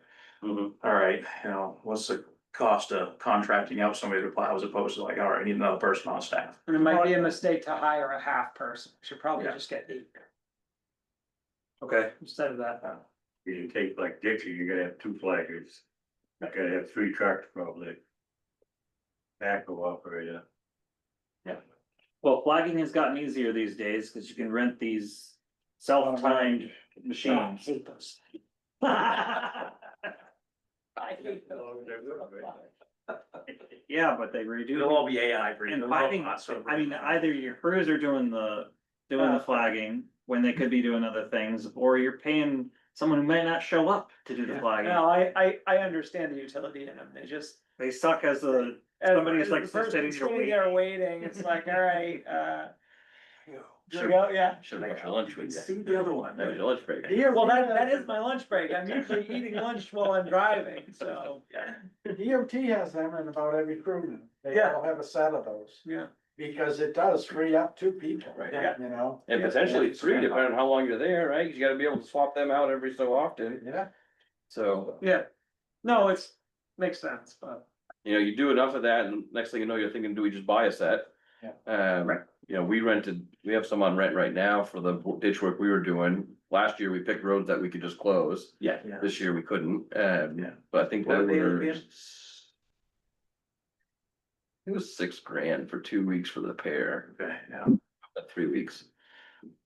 For 1 month or, work, you're just gonna rent them, but if you're gonna do that for potentially 4 or 5 months out of the year. And All of a sudden, you're like, Multiple well, years, yeah. maybe we should just buy Oh. them, and that's where some of these contractors will run that out, like, yeah, we'll just buy a pair so we have them. Yeah. Right. The maintenance. is all- and then they'll charge you the rental cost. Right, yeah. Well, that's where also, that's where that overhead comes into the 25-30% Right. difference. It's not profit margin, Right. it's a 30%, there's a difference in the operating cost and the overhead. Right. For those, because they've got it bought up, they've got the contingencies in place, always a mechanic on staff, shop, things like that, so it's built in there. Something I hadn't thought of, I had, but hadn't been reminded of it until today, and I don't think I've talked to him about it, but the possibility of. In emergency situations, the ability to dig a hole and find the busted water line. Mhm. Is that something the sanitary district find value? And I think they have a contractor they generally lean on. But there are a lot of others if they're out of town or unable, not one that ever had an issue with it, Yeah. but it's just another entity that we both work with for at least parts of the towns that we have and. they have maintenance needs, and I don't know if that's a group to worth talking to see if they find any benefit, if that would be nothing extra on our end. If you got the staff and equipment able to respond, Right. is that a partnership that's worth growing and seeing if there's something there to be utility for them?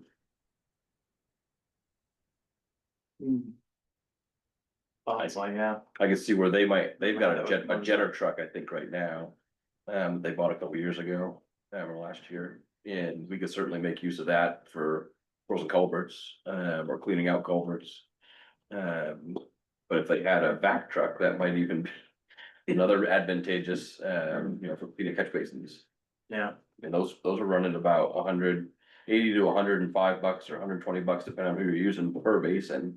Some still charge by the hour and assume 2 an hour. Those trucks are so expensive. They are expensive.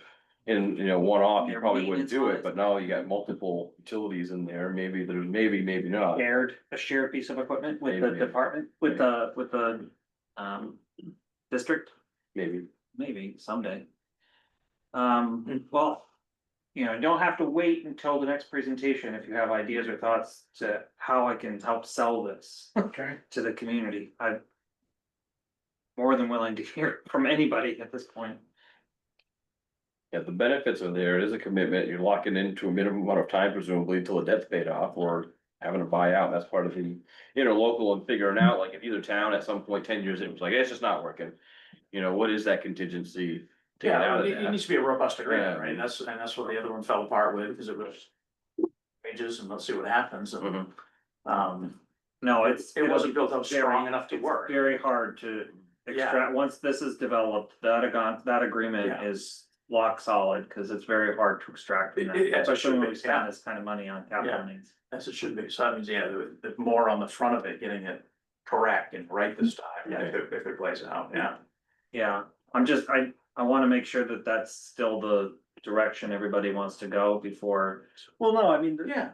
in our discussion at the previous meeting, that seemed like the easiest, best way to do it. I think, having a whole nother board Oh, involved. with the. Yeah. Yeah. Yeah. I streamlined it as much as. Yeah. You go down to the org chart, Yeah. and this is where I There's see it, another it's board the there. joint, it's the joint boards are giving direction collectively Yeah. as a body of 10 to the town managers, and we still have to figure out how that works for a road commissioner, who's that road commissioner truly responsible to as an employee versus getting the work done. It's a reference back to that. Well, how does it work with the town planning? An employee of the town of Damariscotta. Yeah. Newcastle reimburses the fees. The idea was that when they work in Newcastle, they more or less follow, their Policy, personal needs policy. in policy, and then in our town it's He ours. gets direction from me and he gets some direction from the planning board chair. Yeah. We sit and talk about, what's necessary to get done, but I don't intermingle with anything that's trying to get done on Damariscotta side. So Now, in this, does the road commissioner become a full-time position? yes, Okay, so that's gonna be somebody that's in the office all the time and deals with all the roads for everybody. Well, It's they're in the not. office sometimes, and they're hopefully. in the Well, field but sometimes. you know what I'm saying, They're they're full-time, clocked in available. and Yeah. available, Yeah. it's not, they don't have another job that they're doing and this is a part-time gig. they're fielding, Full-time Yeah. position, heavy on administrative, but. Yeah. they're fielding the calls when the public calls the office. Yeah. They're the one fielding it rather And than. they're dealing with all the roads for both towns, Yes. they're one road commissioner, Yeah, I mean, 60 Yeah. miles of road and yeah. what 40 is Seems at like full-time local, job and to so, me. 40 miles of road really is doable for someone to be able to oversee. Yeah. The 60 is only in the winter time with the plowing. Yeah. But to be able to maintain and come with a capital plan for the 40, really just, that's even in some towns in Maine, that's a average or low number. Yeah.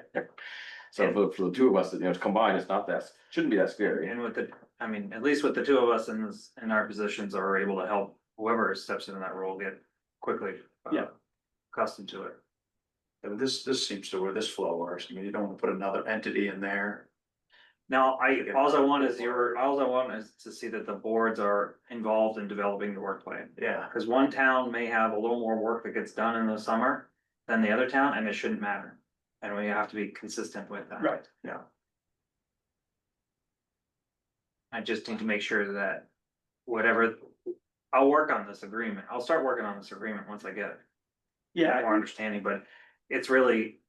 My issue will be, yeah, while Andy and I are sitting here in these roles and work very well together.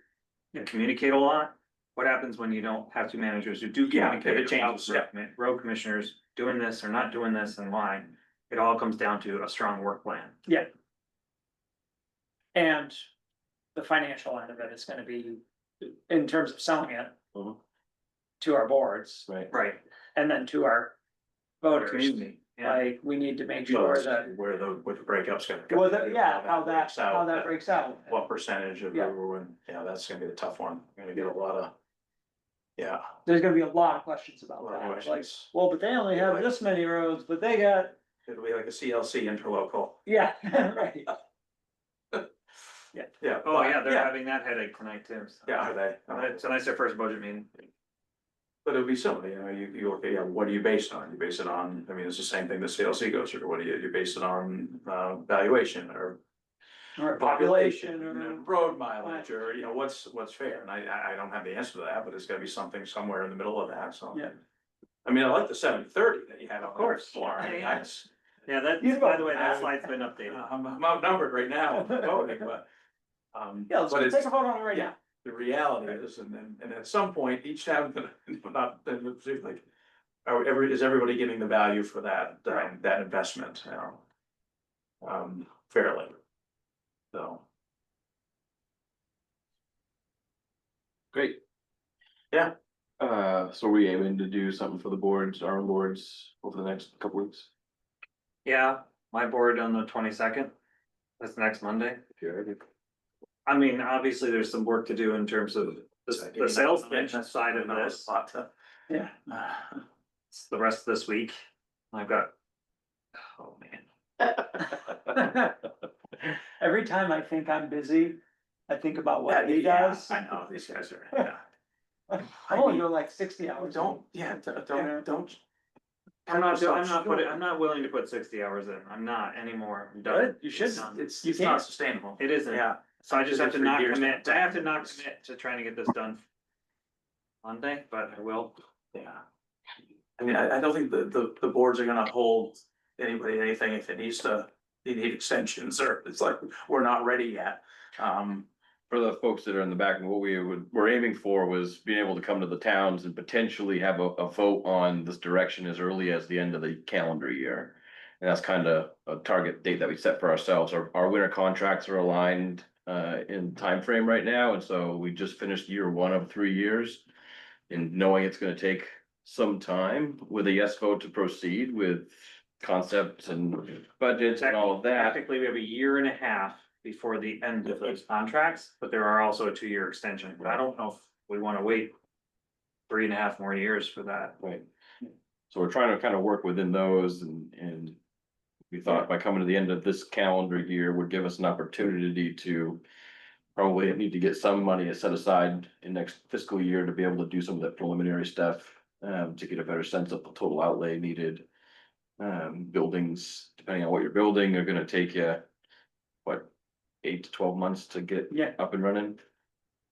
And you gotta staff it, so realistically, you're on a 2-year window from the time you say go, to get to turn lights on and go. We're trying to move at lightning speed for town government, Yeah. basically. Which just stresses out your town managers. I know. Right, it's impossible deadlines. Super, we good? So, For now? Thank you, Paul. We'll connect with you later this week. Good. I'm in Vermont for a couple of days, but you're welcome to call anytime after 3. Perfect. Okay. I'm around. Out of your trainings at 3 o'clock. I'm Yeah, going to your trainings from now on. there you go. Thanks, Paul. It all works. Thank you, guys. Have a good night. You too. Bye-bye. time.